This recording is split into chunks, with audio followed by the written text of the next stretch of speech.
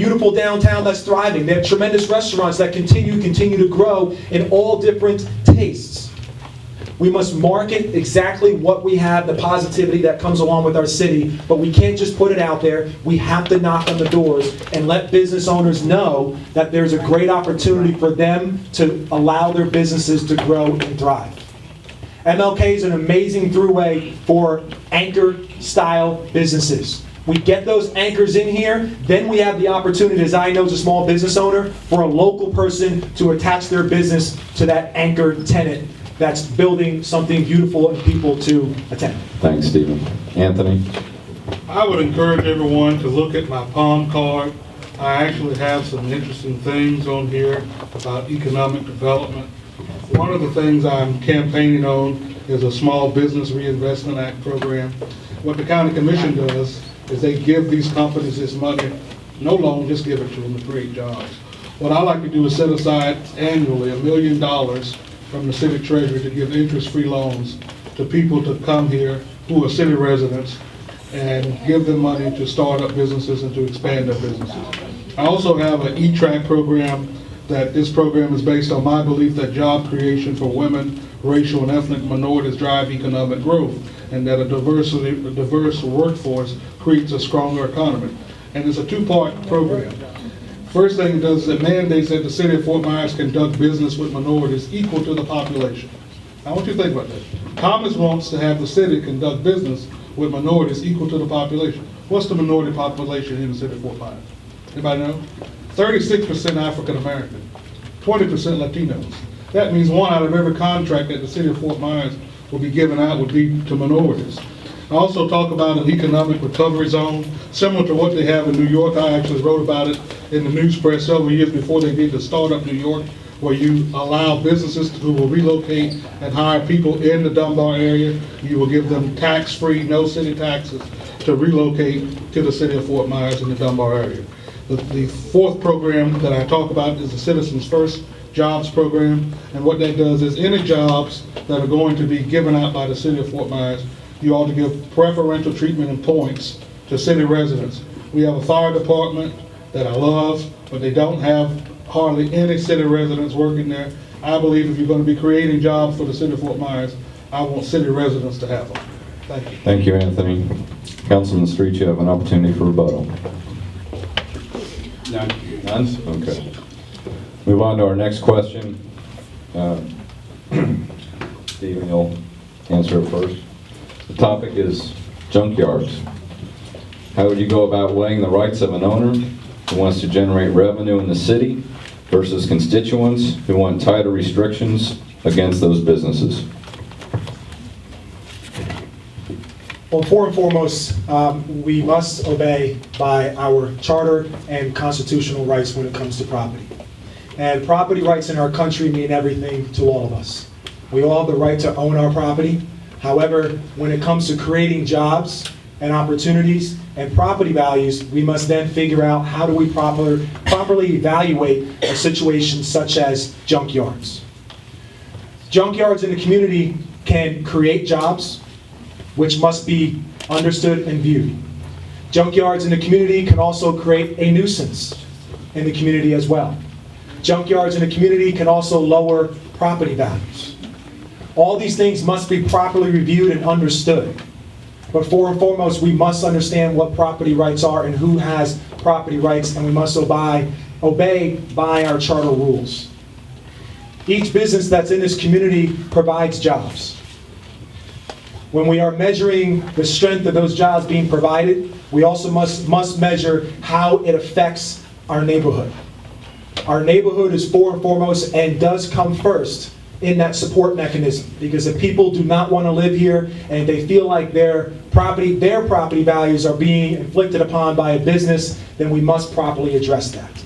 There's a lot of other issues that come along with the junkyard community and junkyards themselves. However, first and foremost, we must address the fact that people have property rights as a business and they have property rights as a homeowner. Thank you, Stephen. Anthony? I don't like junkyards. I think they're an environmental health hazard to our people.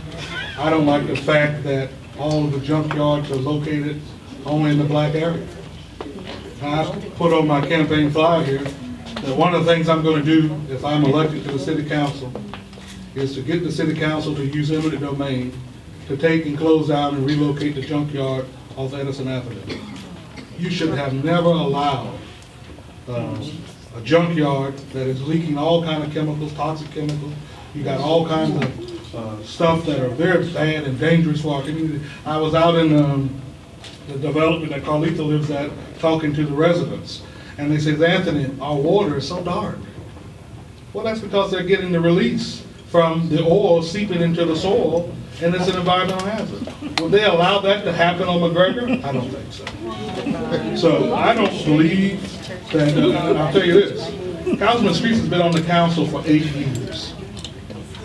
When he ran for office, him and Shoemaker had a debate about junkyards. He hasn't closed that junkyard yet that's on Edison Avenue. If you elect Anthony Thomas, I will work day and night to get that junkyard closed. We will use eminent domain, we will take that property, we will clean it up, and we will make a park, and I'll name it after Judge Streets. Thank you, Anthony. Mr. Streets. You know, one of the things as a public servant, not a perfect servant, is that I can take criticism and I can turn it into something positive. Isn't it ironic that Mr. Thomas is the one that supported the junkyard? And he comes here and say he's against it? Yes. Talk back to me. But the thing is, I voted basically against the junkyards without prejudice. Without prejudice. It was 2, myself and Councilman Flynn. What we were doing was representing also not only the business owners, but the will of the people. We have to listen to the people who have to see this every day. Let me share something with you, Mr. Thomas. What you don't know is the history of Fort Myers. Just a few years ago, the city limits stopped at 4th Street. Everything east of 4th Street was in the county. Different rules, different makeup. We still have different water bills. I pay Lee County Utilities. You pay City of Fort Myers. These are the things that you need to know before you talk about what is and what's not. Let's get the facts straight. Let's tell the people the truth.